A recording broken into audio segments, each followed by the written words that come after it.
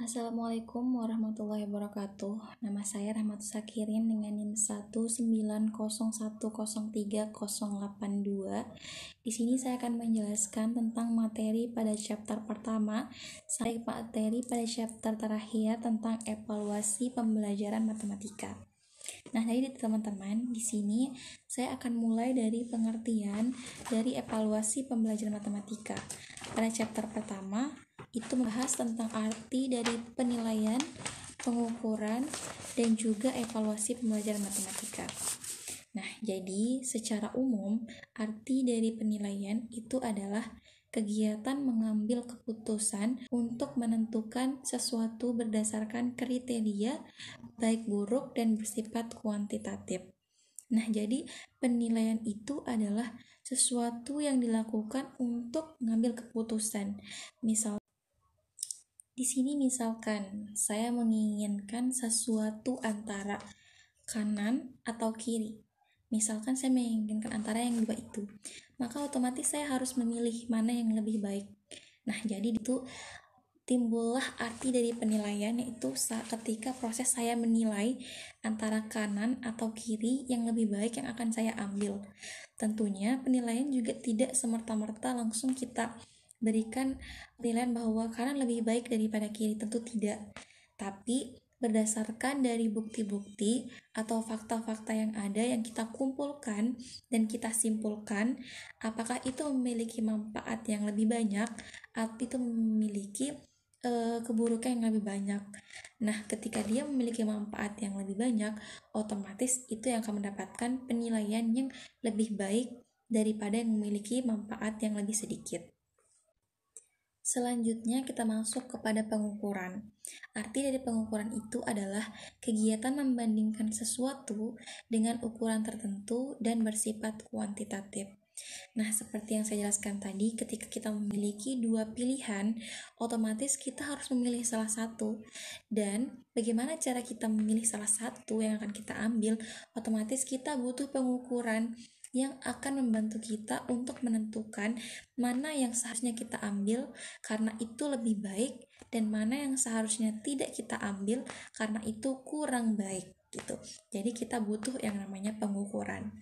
Nah, selanjutnya kita masuk pada tahap evaluasi, di mana pada tahap evaluasi ini artinya kita menyeleksi ketika kita sudah menentukan dan memberikan pengukuran kita terhadap sesuatu. Selanjutnya kita evaluasi dia, kita seleksi apakah dia benar-benar baik atau tidak. Selanjutnya, ketika kita kaitkan dengan pembelajaran matematika, otomatis itu adalah ketiga hal ini adalah sesuatu yang sangat penting yang harus sekali dilakukan, apalagi pada pembelajaran yang formal maupun yang tidak formal. Misalnya antara seorang guru dan seorang siswa pada pembelajaran matematika, pengukuran dan penilaian itu sangat penting untuk digunakan supaya seorang guru itu tahu sebagaimana kemampuan dari masing-masing siswanya. Dan begitu pula juga siswa perlu tahu supaya dia bisa menjadikan tolak ukurnya untuk bisa berubah menjadi lebih baik lagi.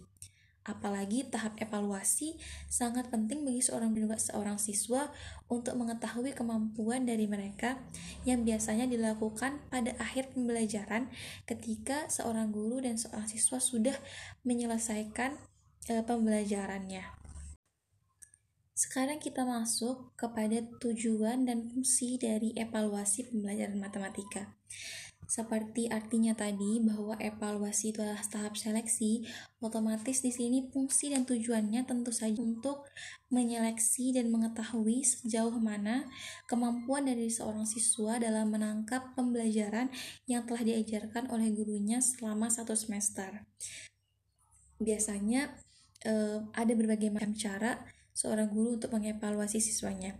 Bukan hanya dilakukan evaluasi pada akhir pembelajaran, tapi banyak juga guru yang melakukan evaluasi pada awal pembelajaran, sehingga guru mengetahui bahwa ternyata ada siswanya yang termasuk ke dalam kategori mahasiswa yang memiliki kemampuan yang tinggi ketika dia bisa menyelesaikan masalah-masalah yang telah diberikan, dan ada juga yang memiliki kemampuan yang rendah gitu dalam menyelesaikan.